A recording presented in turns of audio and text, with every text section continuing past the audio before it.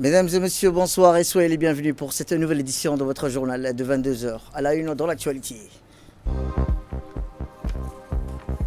À la une dans l'actualité nationale, les athlètes de Djibouti remportent la victoire lors de la course de 10 km organisée par Air Djibouti en collaboration avec la Fédération d'athlétisme.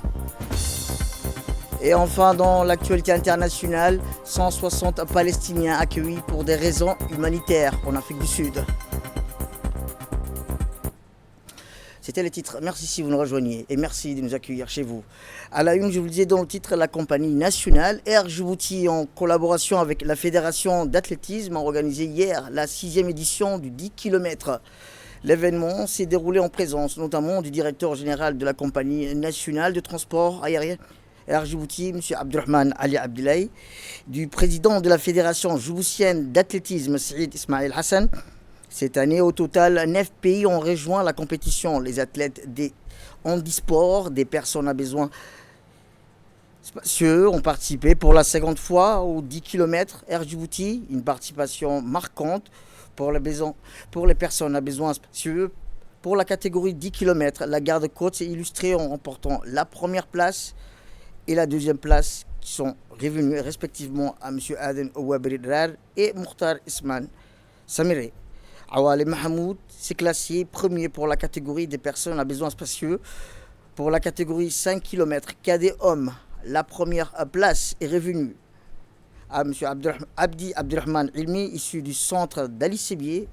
Pour ce qui concerne la catégorie 5 km junior homme athlète de la garde-côte, qui a gagné la première place. Et enfin, pour les catégories dames, à savoir, c'est l'athlète Nim'a Youssouf Abdillahi des forces armées djiboutiennes qui s'est attribué la première place. Les athlètes nationaux se sont également illustrés par des belles performances en remportant de nombreuses médailles à la catégorie des 5 km et 10 km. Des centaines de spectateurs se sont rassemblés pour soutenir les coureurs, témoignant de l'engouement croissant pour cette course devenue un rendez-vous sportif annuel et incontournable.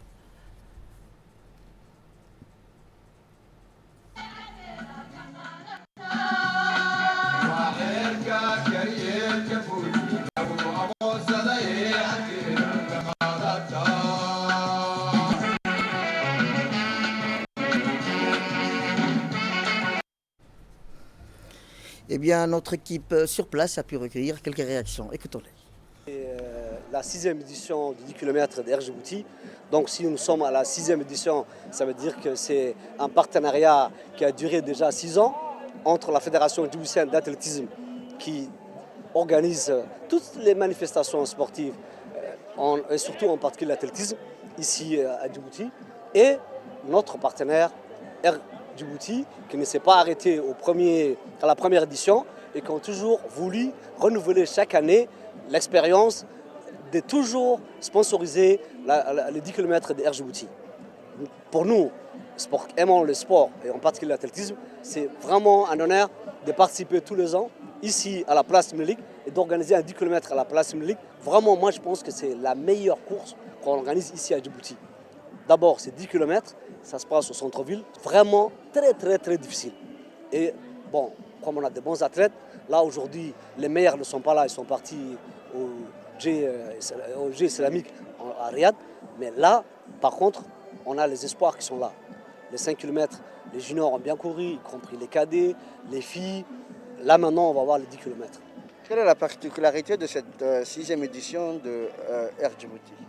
La particularité, c'est toujours la continuité, parce que cette année, on a séparé les juniors et les cadets.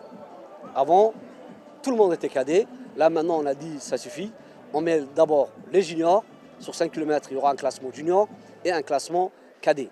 Combien de pays sont invités à cette course? Cette course, il y a 9 pays qui sont invités à cette course.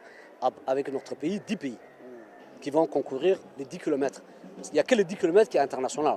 Les autres courses, c'est des courses nationales qui sont organisées pour nos jeunes. Eh bien, puis la compagnie Air Djibouti a organisé un dîner de gala à Haïla Hotel dans le cadre de cette 6e édition du 10 km de Djibouti qui s'est tenue hier après-midi en collaboration avec la Fédération djiboutienne d'athlétisme.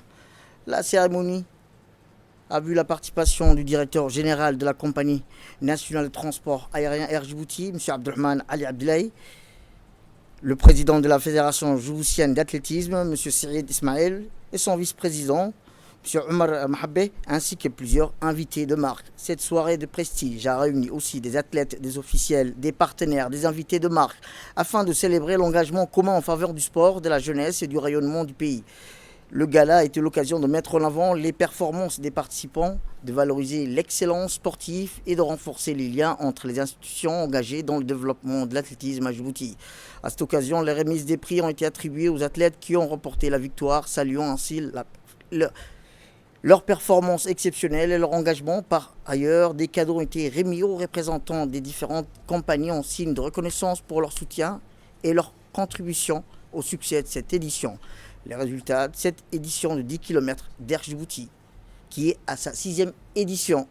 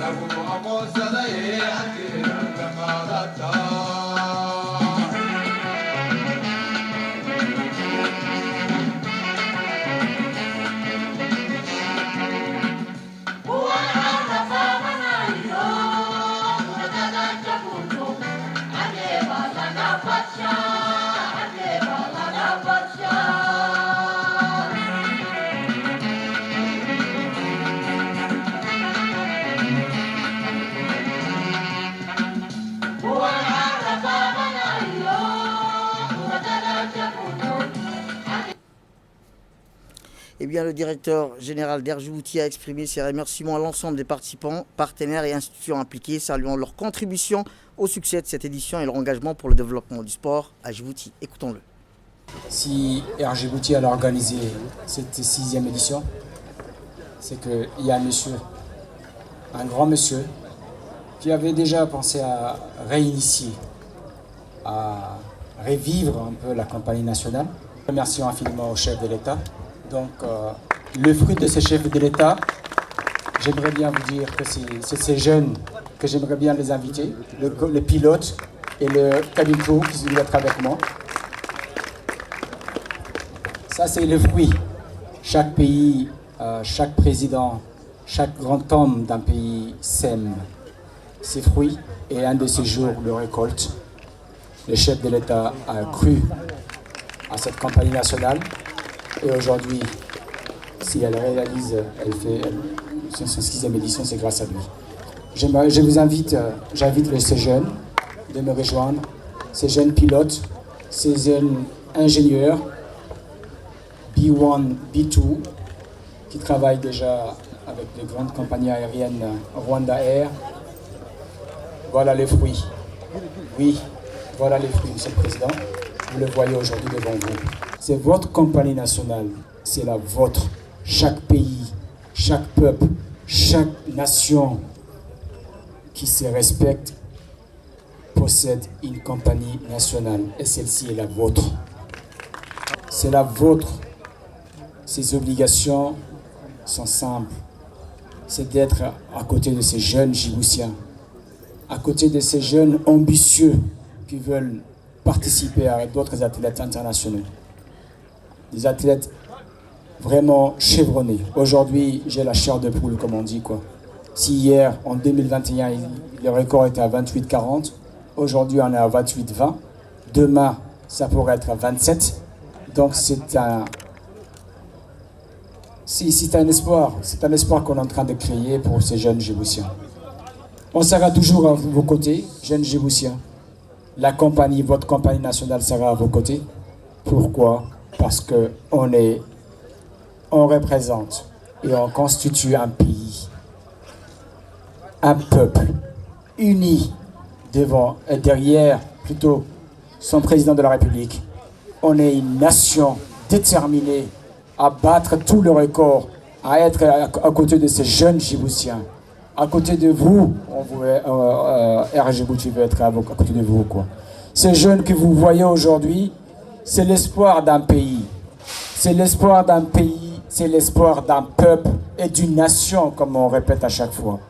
Et vous, jeunes athlètes djiboutiens, que vous soyez de la garde-côte, que vous soyez de la police nationale, que vous soyez de l'armée nationale, de la police, de la gendarmerie, vous êtes l'espoir de ces pays. Donc, gardons le cap et remercions infiniment aux forces françaises présentes ici tout l'aide qu'ils nous ont, le support qu'ils nous ont apporté. L'armée italienne qui sont présents, merci beaucoup. On vous remercie infiniment. Dès là, je vous emmène vers le nord du pays, où les inspecteurs du commerce ont procédé à une collecte de mouvement des stocks dans la région d'Obok. Ce projet est financé par la Banque mondiale dans le cadre de la riposte d'urgence à la crise alimentaire. L'objectif de cette opération est de relever la gestion des stocks et de vérifier la pratique des prix homologués. Les inspecteurs ont rencontré les responsables des établissements de stockage et de distribution dans la région.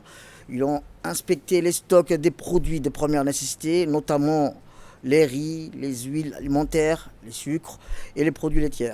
Les inspecteurs ont constaté que les stocks sont suffisants pour couvrir les besoins de la population de la région. Cependant, ils ont relevé quelques irrégularités, notamment des dépassements des prix homologués par le ministère du Commerce. Ainsi, les inspecteurs du commerce ont lancé un appel à la mise en garde de respect des prix homologués par le ministère. Ils ont indiqué que les sanctions seront prises à l'encontre des établissements qui ne respecteront pas les prix homologués par le ministère du Commerce.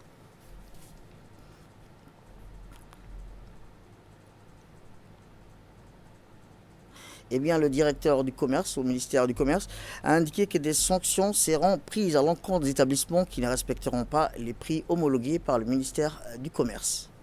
Aujourd'hui, on est à Obok et c'est dans le cadre du projet financé par la Banque mondiale d'urgence à la crise alimentaire. Les inspecteurs du ministère du Commerce ont sillonné dans les différents points de vente de la région d'Obok pour constater l'état des stocks, mais également le prix. L'objectif de cette opération consiste de vérifier le mouvement et le respect de prix homologués par le ministère du Commerce. On pourrait aujourd'hui ici relever ou bien confirmer que les commerçants de la région d'Obok nous ont très bien accueillis.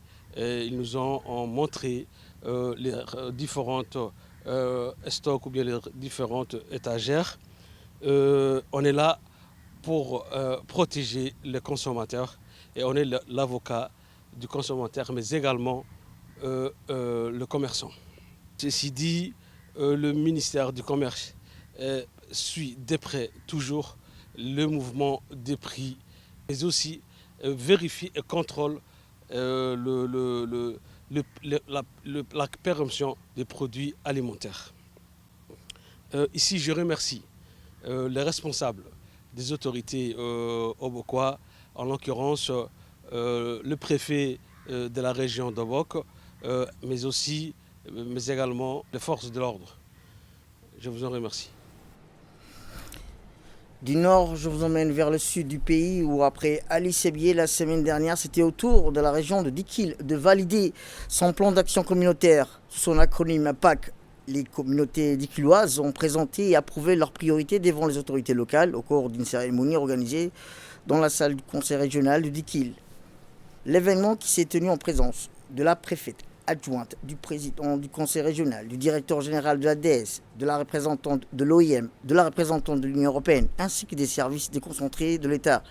Toujours axé sur la thématique des défis liés aux flux migratoires, ce PAC est l'aboutissement de 4 jours de consultations participatives menées conjointement par les équipes techniques de la DS et de l'OIM, les communautés des élus locaux, des quartiers, DTP, Gami ou la sous-préfecture de Yobok, qui ont pu exprimer leurs besoins prioritaires. Les thématiques retenues dans le PAC portent notamment sur les effets du changement climatique, les besoins en infrastructures, l'accès à l'eau et d'autres problématiques essentielles pour le bien-être des populations locales. En plus, on donne emploi à une population d'environ 1972 d'habitants qui vivent essentiellement dans l'élevage. Ce nouveau quartier, trouvant dans un climat aride, est caractérisé aussi par une précipitation très rare et une température aussi élevée. Il est également remarqué que la période de sécheresse est de plus en plus longue et fréquente. De ce fait, les ressources de l'eau disponibles actuellement deviennent rares et la population approvisionnement au moyen des camions citernes de préfecture de la région de Kil. Nous avons besoin, l'ONEAD aussi ne peut pas couvrir actuellement à saison un réseau de l'eau d'adduction potable. Pour cela, nous avons proposé un projet concernant la réhabilitation des nappes de l'eau pour excaver 5 mètres en pas. Nous avons également proposé une construction d'un grand réservoir d'eau pour stocker une durée d'1 mois. Nous avons également proposé l'hygiène de ces réservoirs de l'eau. Tous ces besoins-là, nous demandons au directeur de l'ACDS, les représentants de l'OIM, la représentant de l'Union européenne. Ces besoins, c'est un besoin urgent. Merci beaucoup. Eh bien, écoutons la représentante de l'OIM et la représentante de l'Union européenne. Effectivement, c'est notre mandat principal ici à Djibouti. Mais aujourd'hui, nous pensons qu'on ne peut pas travailler sur la mobilité humaine sans s'adresser aussi et travailler avec les communautés locales. Pourquoi? J'ai 3 raisons pour vous aujourd'hui à vous présenter pour lesquelles on fait ce travail. La première, c'est qu'on est conscient que les flux migratoires qui traversent le pays de Djibouti et qui traversent la région de Dikil ont un impact sur votre vie. Ça a un impact sur votre vie quotidienne, ça a un impact sur les infrastructures que vous avez dans vos localités respectives, dans les ressources naturelles aussi que vous avez. Donc on est très conscient de ça et on sait que c'est quelque chose qu'il faut adresser parce que ça ne peut pas reposer que sur vous, que sur vos épaules, de soutenir ces flux migratoires qui sont très très élevés. Une deuxième raison, c'est que moi, j'aime toujours dire que la communauté djiboutienne et de toutes les régions de Djibouti, c'est un peu le premier acteur humanitaire du pays. Parce que s'il y a donné de l'eau, s'il y a donné de la nourriture, s'il y a donné de l'accueil à ces personnes qui sont souvent en situation très très vulnérable, moi je sais que les communautés de toutes les régions du pays et les communautés de Dikil comprises vont porter cette assistance. Vous êtes un pays accueillant, vous êtes un pays qui est prêt à assister les personnes qui en ont besoin. Je me réjouis de me retrouver parmi vous ce matin. Déjà, la présentation qu'on a eue ce matin en Somalie en affaires nous montre la vraie unité de cette ville. Vous êtes les gardiens de cette unité aussi au niveau national. Chaque fois que je me retrouve ici, je note cette unité, je ramène quelque chose de différent et d'autre avec moi à Djibouti-Ville. Donc je vous remercie déjà. Donc cette présentation illustre parfaitement l'unité de la ville, mais aussi le besoin de la maintenir. La migration, malgré qu'elle pose des défis, peut aussi montrer des opportunités pour les régions djiboutiennes et surtout pour la région de Dikil. Avec l'appui financier de l'Union européenne et l'expertise de l'OIM, la favorisation de la cohésion sociale et des actions communautaires prioritaires pour la région de Dikil pourront se matérialiser pour le bénéfice de la région et ses habitants. C'est un vrai plaisir de constater et témoigner la passion de comité. J'ai beaucoup aimé la passion avec laquelle vous parlez déjà, vous présentez les défis et les besoins. C'est assez créatif aussi pour nous. Eh bien, le directeur général de l'ADS a rappelé la nécessité d'actions concrètes. Écoutons-le. Le sujet que nous avons traité ces 4 derniers jours porte sur la problématique de la migration et son impact sur les communautés. Mes collègues ont sillonné le pays, les 5 régions. L'impact, il est là, l'impact, il est énorme. Et Djibouti, c'est une terre de rencontres et d'échanges. mais cette terre de rencontres et d'échanges qui est généreuse subit actuellement une migration qui est énorme pour un petit pays et dont le coût est fortement supporté par le pays. Et donc, cette implication des communautés et cette réunion que vous avez 4 jours pour directement dire quels sont l'impact et quelles sont les actions à mettre en place pour atténuer justement ces effets sont très très importants. La migration nous pose beaucoup de problèmes sécuritaires, des problèmes environnementaux, des problèmes sanitaires, des problèmes sociaux. Et de l'autre côté, je vais parler maintenant en tant que vice-président du Croissant-Rouge de Djibouti. Ce sont des êtres humains. On a affaire à des êtres humains. Et on voit une migration de plus en plus jeune et très petite. Et donc ça, c'est des détresses aussi humaines. On ne peut pas fermer nos portes à ces jeunes, à ces migrants. On est obligé de les nourrir. On est obligé de partager le peu que nous avons. On est obligé de donner l'eau. Mais déjà que nous subissons les conséquences des changements climatiques, maintenant nous subissons ces flux énormes d'immigration. Eh bien, voici les propos de la préfète adjointe. Je voulais d'abord remercier l'ensemble des acteurs qui ont contribué ici à l'élaboration de ces plans, les autorités locales, les représentants des communautés, les organisations de la société civile ainsi que nos partenaires techniques et financiers. Votre engagement et votre collaboration exemplaire ont permis d'aboutir à un document stratégique, fruit d'un travail participatif et inclusif. Le plan d'action communautaire que nous validons aujourd'hui est un outil essentiel pour le développement local.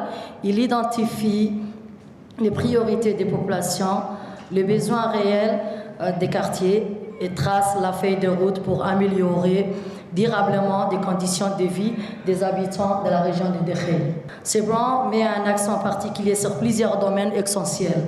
Le renforcement des infrastructures de base, exemple les écoles, les centres de santé, les routes, l'eau potable. La promotion de jeunes et de femmes, la préservation de l'environnement, ainsi que la bonne gouvernance locale et la participation citoyenne. Mesdames et messieurs, la validation de ces plans d'action marque une étape importante, mais elle n'est pas une fin en soi, elle ouvre plutôt une nouvelle phase, celle de la mise en œuvre. Il est donc indispensable que chacun d'entre nos autorités partenaires, communautés, s'implique pleinement pour traduire les actions prévues dans ces plans en réalisant concrètes sur le terrain. Je tiens à rappeler que le développement local ne peut réussir que si les communautés elles-mêmes en sont les principaux acteurs. Ce projet est avant tout le vôtre. De là, je vous emmène vers le nord où le président du conseil régional de Tadjoura, M. Omar Hussein, et Mme Gadda, directrice du bureau de Qatar Charity, ont procédé jeudi dernier à la signature d'un protocole d'entente marquant une étape importante pour le développement durable.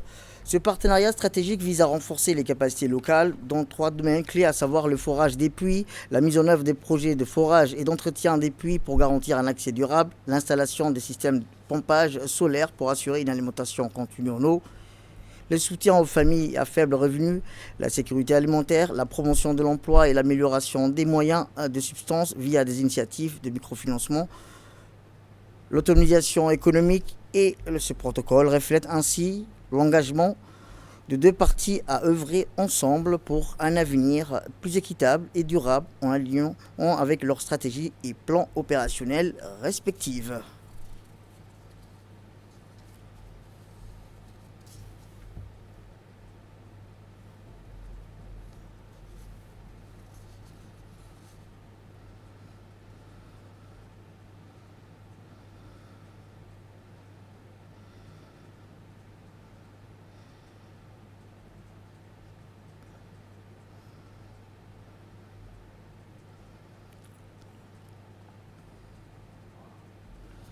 Dans l'actualité internationale, je vous le disais dans le titre, hier un avion transportant 160 Palestiniens atterrit à l'aéroport international de Tombo. Il s'agit là des personnes originaires de Gaza qui mystérieusement ont été mises dans un avion qui est passé par Nairobi. L'Afrique du Sud a toujours défendu la cause palestinienne depuis le début de la guerre entre la résistance du Hamas et Israël. Nous restons toujours en Afrique du Sud, où l'Afrique du Sud pourrait devenir le premier pays du continent à abriter les Jeux Olympiques et Paralympiques. Le pays envisage de se porter candidat pour l'édition 2036 ou 2040 de l'événement. L'annonce a été faite par le gouvernement sud-africain. Le nom de la ville candidate n'a pas encore été divulgué. Les autorités sud-africaines disent avoir changé et échangé avec le Comité international olympique sur la probabilité de la candidature. C'est tout pour cette édition. Merci à vous de nous avoir suivis. Restez avec nous pour la suite de nos programmes télévisés. Le programme continue sur Télé Djibouti.